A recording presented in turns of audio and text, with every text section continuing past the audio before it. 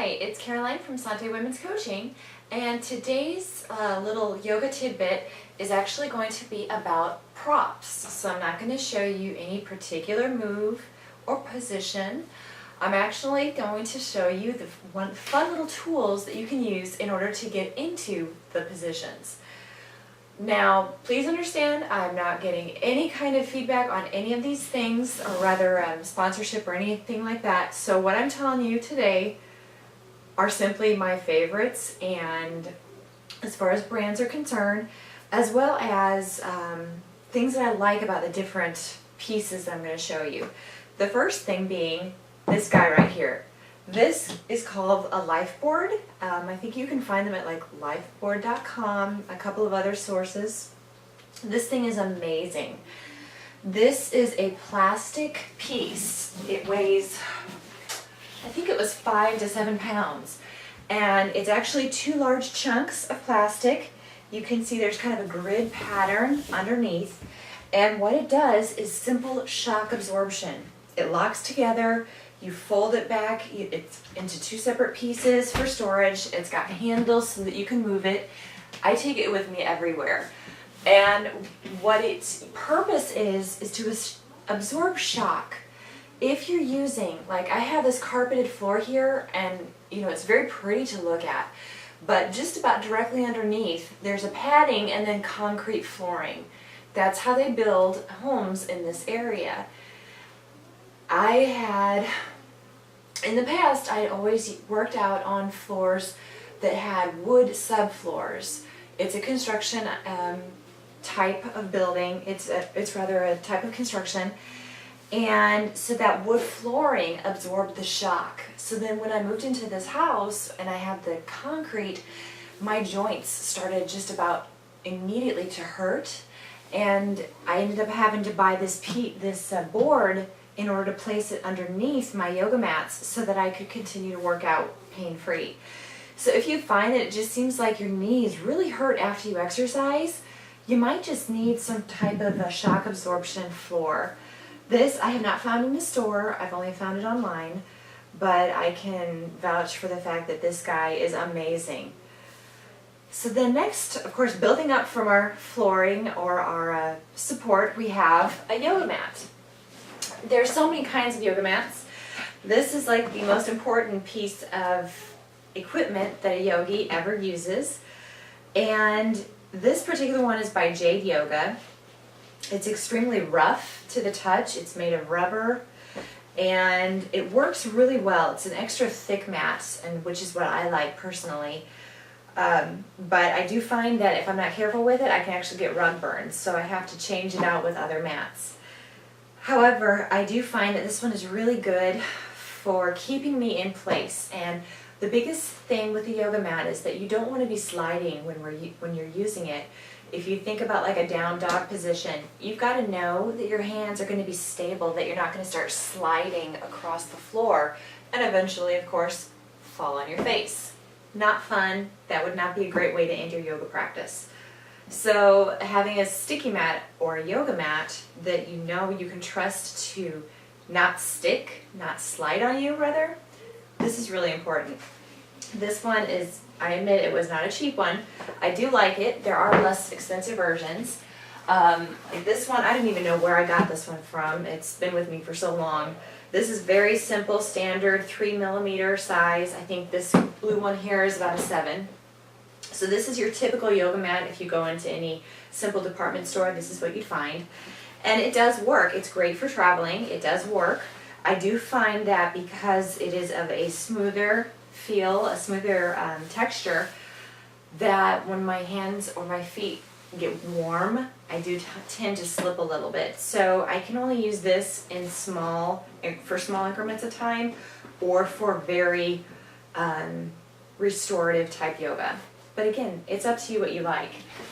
Finally, there's also the other version, which is actually called a hot yoga mat. And this is actually a terry cloth top. It's long and underneath is plastic so that you put it on top of your board or floor, whatever. But this is really useful if you're doing like a hot yoga where you're going to have sweat dripping off. This will absorb it rather than let you have a sticky spot or a wet spot, which is what would happen on a standard mat. So once you figure out what type of yoga you're doing and you know what you like to do, then that's the best time to get that mat that's just perfect for you. These are just a few of the options. You also have options. You can get extra wide mats, or you can even get extra long mats. My husband is 6'5". I'm only 5'6". So I ended up having to get him a much longer mat so that he could stretch out, depending on what pose he was doing, but he could stretch out without actually going to the end of or off of the mat. So it just depends on what your needs are. Then finally, we have some other types of things. We have yoga blocks. These are pretty common. This particular one is a cork. It's very hard, very stable. I can use it and I know I'm not going to slide into it. This is a foam. These tend to be less expensive. And when I'm using that, there can be some compression in the joints because I can collapse into the foam more so than into the cork. Now the purpose of these wonderful little cubes or blocks is that they bring the floor to you. So oftentimes what students of yoga think is a problem with their body or their inabilities, it has nothing to do with them. It's actually simply a proportional issue. If your legs are of a different length than your torso or your arms, that can throw off the look of many poses. So then when you're trying to get into a pose like a triangle or a warrior two, and you're really trying really hard to make it look like the pictures or like the video that you're watching or even the teacher up on stage, and you just can't quite get there, sometimes it's not actually your lack of ability or your beginner status that's doing it. It's actually that you have a different shape, a different God-given, beautiful, unique shape, and there's no reason to force that shape to look like somebody else's. So what we do with these is when we're in a pose and we're trying to get, for example, like you're in a forward fold and you're trying to reach the floor and you can't quite get there. I work with somebody who has shorter arms than legs, so her legs are great, they're spread out beautifully, but with a flat back, she can't touch the floor. So what she does, she takes that cube and then suddenly she's in perfect alignment and her spine is at ease, her legs can do the work they're meant to rather than trying to hold her up. And her back is not going to be at all adversely affected by the position. So blocks are great for that. Or when you're just building strength, as I showed at the beginning, when I just lifted myself off the floor, this is kind of going to be hard. It takes a lot of core strength to lift yourself up off of the floor.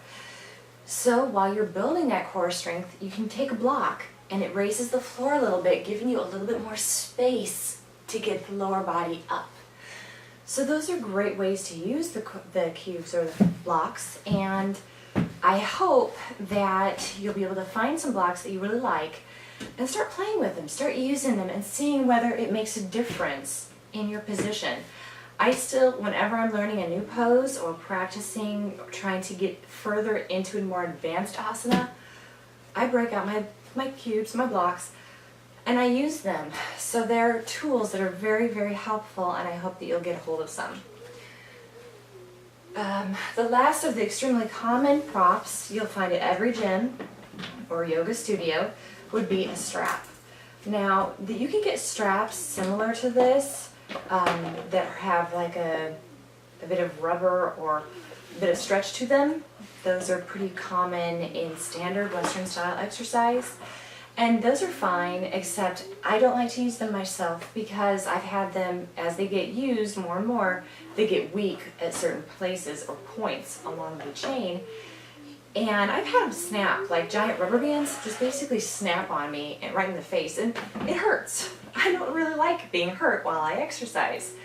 So a yoga strap like this is a very, very dense weave. It's not going to do that to you. There's no give to it, so you don't have to worry about it stretching or about losing it. And then there's always a buckle on it. So you can use it to wrap up. I sometimes use them to carry my blocks with me, like this. Or, for example, you can use it to extend out when You know that you're supposed to be touching your feet, but you can't quite get there. And rather than putting the pressure on your back, you just, in a forward fold like this, you can wrap it around your arches and then hold on to it. And again, the pressure's taken off your back. The work is being done where it's supposed to be done in your legs. And this little simple, very inexpensive tool is allowing you to get everything you can out of the pose. So these are really worth spending the $3 to $5 that it costs to get one. In just about any department store, sports store, whatever, they will all have a simple yoga strap like that. The last two things I want to show you, these are standard common things.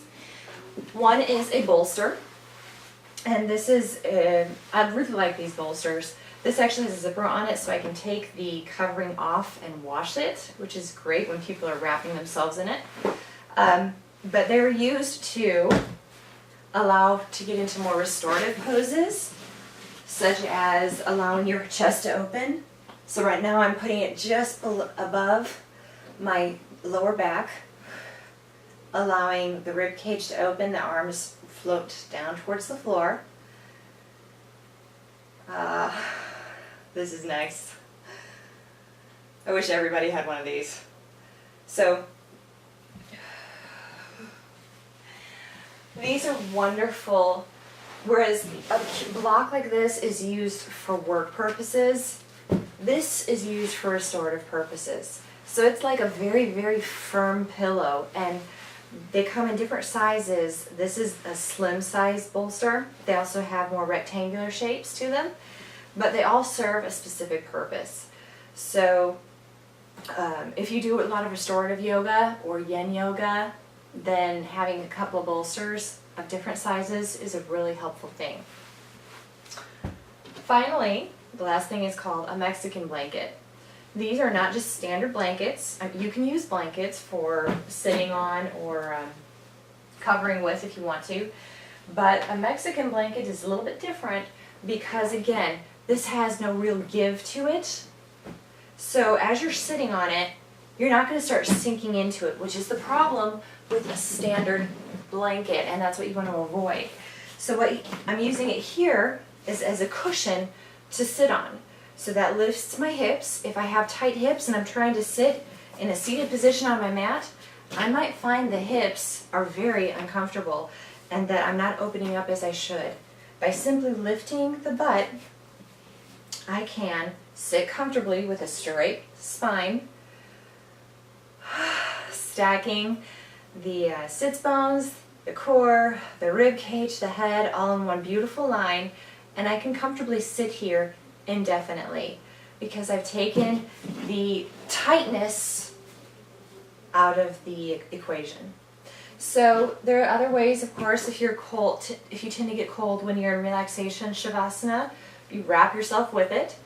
You can also use it, and as you get stronger or more flexible in your hips, you simply take off a fold so that you get closer and closer to the floor. So these Mexican blankets are available online all over the place. A lot of the yoga websites will have them, and they're just called Mexican blankets because they are, generally speaking, made in Mexico for one thing, but they're also of a particular weave and beautiful patterns that are traditional Mexican patterns. Otherwise, you can use like hand weights, you can use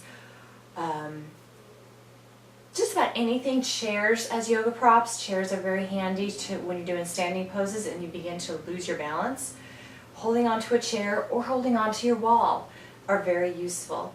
The only thing you need to watch for on any of those extra yoga props are that you're not continuing to use it and that it's not crippling your advancement. Kind of like when a child learns how to ride a bike and they use training wheels. Eventually the training wheels have to come off and you have to be able to ride it on your own. But in the meantime, those extra things like the blocks, like straps, like blankets can be very useful. You will always need a yoga mat, so that's the first thing you want to purchase. and it may be the only thing you purchase. But you'll always need a yoga mat. So I hope that helps. As far as the brands are concerned, you can get reasonably priced pieces of all types from like yogaaccessories.com or yogaoutlet.com.